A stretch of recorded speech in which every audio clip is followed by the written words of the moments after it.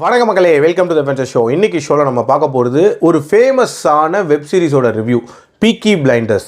இந்த சீரீஸ் நெட்ஃப்ளிக்ஸில் அவைலபிளாக இருக்குது. மொத்தமாக 6 சீசன்ஸ் இதில் ஆல்ரெடி ரிலீஸ் ஆயிடுச்சு. இப்போ ஏன் இதுக்கு நான் ரிவ்யூ பண்ணுறேன் அப்படின்னா, இப்போ ஜி கேஃபே அப்படின்ற டெலிவிஷனில் இந்த சீரீஸை தமிழில் டப் பண்ணி ரிலீஸ் பண்ண போகிறாங்க. உங்களுக்கு எந்த லாங்குவேஜில் கம்ஃபர்டபுளாக இருக்கோ அந்த லாங்குவேஜில் பாருங்கள். என்னோட ப்ரிஃபரன்ஸ்னு கேட்டிங்கன்னா கண்டிப்பாக இங்கிலீஷில் பார்க்குறது கொஞ்சம் பெட்டர் அப்படின்னு நான் சொல்லுவேன். ஓவரால் இந்த சீரீஸை ஏன் இவ்வளோ ஹைப் பண்ணுறாங்க, உண்மையிலேயே அந்த ஹைப்புக்கு இது ஒர்த்தா, நிறைய செலிபிரிட்டிஸ் இதை பற்றி பேசுகிறாங்களே அப்படின்லாம் நீங்கள் யோசிக்கலாம். உண்மையிலேயே இந்த சீரீஸ் பார்க்க ஆரம்பிச்சிங்கன்னா உங்களுக்கே தெரியும் இது கண்டிப்பாக அந்த ஹைப்புக்கு ஒர்த்து தான் அப்படின்ட்டு. ஃபர்ஸ்ட் திங், இந்த சீரீஸோட கதை. இந்த கதையை சிம்பிளாக சொல்லணும் அப்படின்னா 1920களில் பர்மிங்ஹாமை மையமாக வச்சு இயங்கக்கூடிய ஒரு கேங் தான் இந்த பீக்கி பிளைண்டர்ஸ். பயங்கர ஒரு கெத்தான கேங் அப்படின்னே சொல்லலாம். இந்த கேங்கோட லீடர் யாரு அப்படின்னு பார்த்தீங்கன்னா தாமஸ் ஷெல்பி. இவருக்கு ஆர்தர் ஷெல்பி அப்படின்ற ஒரு அண்ணனும் 2 தம்பிகளும் அண்ட் ஒரு தங்கையும் இருப்பா. இந்த கேங்கை பொறுத்த வரைக்கும் சின்ன சின்னதாக நிறைய இல்லீகல் ஆக்டிவிட்டீஸில் ஈடுபட்டு இருப்பாங்க. அதில் முக்கியமான ஒன்று அப்படின்னா குதிரை பந்தயம். அதுக்கு குதிரைகளை ரெடி பண்ணி அந்த பந்தயத்தை இல்லீகலாக நடத்துறது அப்படின்ற மாதிரியான ஒரு விஷயம் பண்ணிட்டு இருப்பாங்க.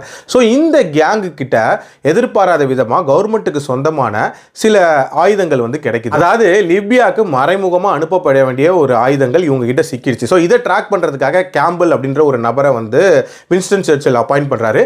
கேம்பிள் பார்த்தீங்கன்னா கிரேஸ் அப்படின்ற ஒரு பொண்ணோட உதவியோட இவங்களை ஸ்பை பண்ணிட்டு இருக்காரு. ஸோ இந்த ஆயுதங்களை வச்சு தாமஸ் ஷெல்பி தன்னோட கேமை எப்படி ஆரம்பிக்கிறாரு, தன்னோட பிஸ்னஸை எப்படி லீகலைஸ் பண்றாரு, லீகலைஸ் பண்ணும்போது என்னென்ன மாதிரியான எதிரிகள் உள்ள வராங்க, அண்ட் ஒரு கேங் கூட இவங்களுக்கு என்ன மாதிரியான கிளாஷ் உண்டாகுது, அண்ட் தாமஸ் ஷெல்பி எப்படி எவால்வ் ஆகுறாரு, அண்ட் டுவர்ட்ஸ் தி எண்ட் என்னவா போய் நிற்கிறாரு, அண்ட் அவருக்கான முடிவு என்ன அப்படின்ற மாதிரி நிறைய விஷயங்களை சொல்லக்கூடிய ஒரு சீரிஸ் தான் இந்த சீரிஸ். எனக்கு இந்த சீரிஸில் பிடிச்ச விஷயம் அப்படின்றது அந்த 1920ஓட அந்த பீரியாடிக் செட்டப் இருக்குல்ல, பிரமாதமாக ஸ்க்ரீனில் கொண்டு வந்திருந்தாங்க அப்படின்னே சொல்லலாம். 1920s பர்மிங்ஹாம் இப்படி தான் இருக்கும் அப்படின்ற மாதிரியான ஒரு விஷுவலைசேஷனை கொடுத்துருப்பாங்க. அதில் ஒரு மாசான கேங் அப்படின்ற மாதிரி நம்ம பீக்கி பிளைண்டர்ஸ் கேங்கை இறக்கியிருப்பாங்க. ஒரு ஷெல்பியோட இன்ட்ரடக்ஷனுமே மாசாக தான் இருக்கும். அதில் முக்கியமாக தாமஸ் ஷெல்பி எவ்வளோ கெத்தானவர் அப்படின்ற மாதிரி நிறைய இடங்களில் சூப்பராக எலிவேட் பண்ணி காட்டியிருப்பாங்க. சிலியன் மர்ஃபியும் அந்த ரோலை பிரமாதமாக பண்ணியிருப்பார் அப்படின்னே சொல்லலாம். தரமான ஒரு பர்ஃபார்மன்ஸ். அதே மாதிரி இந்த கேங் ஃபைட்ஸ் இருக்குல்ல, அதை காட்சிப்படுத்தின விதங்களும் ரொம்ப ரொம்ப சூப்பராக இருக்கும். உதாரணத்துக்கு இந்த கேங்ல இருக்கிற ஒருத்தருமே தலையில ஒரு வித்தியாசமான தொப்பி போட்டிருப்பாங்க. அதுக்குள்ள ஒரு விதமான கத்தி இருக்கும். அதை வச்சு ஃபைட் பண்ண ஆரம்பிக்கிறது அப்படின்ற மாதிரி ஆரம்பிப்பாங்க.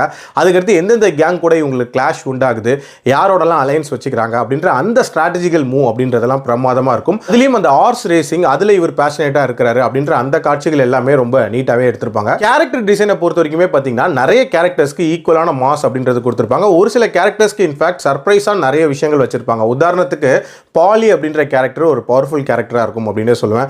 பாலியோட பையனா வரக்கூடிய மைக்கேல், அவனோட எவல்யூஷன் அப்படின்றதையுமே நீட்டா காட்டியிருப்பாங்க.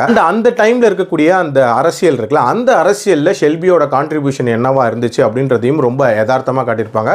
ஓவரால் ஒரு இன்ட்ரெஸ்டிங்கான ஒரு வாட்சா இருந்துச்சு. அதே நேரத்தில் ஒரு வித்தியாசமான உலகத்தை பார்த்த மாதிரியான ஒரு ஃபீல் அப்படின்றதும் இருக்கும். இந்த சீரிஸை பொறுத்த வரைக்கும் அந்த லாஸ்ட் 2 சீசன் அப்படின்றது ப்ரீவியஸ் சீசன்ஸை கம்பேர் பண்ணும்போது கொஞ்சம் பிலோ பார் அப்படின்னு சொல்லலாம். பட் ஓவரால் தரமான சீரிஸ், கண்டிப்பாக ட்ரை பண்ணி பாருங்க.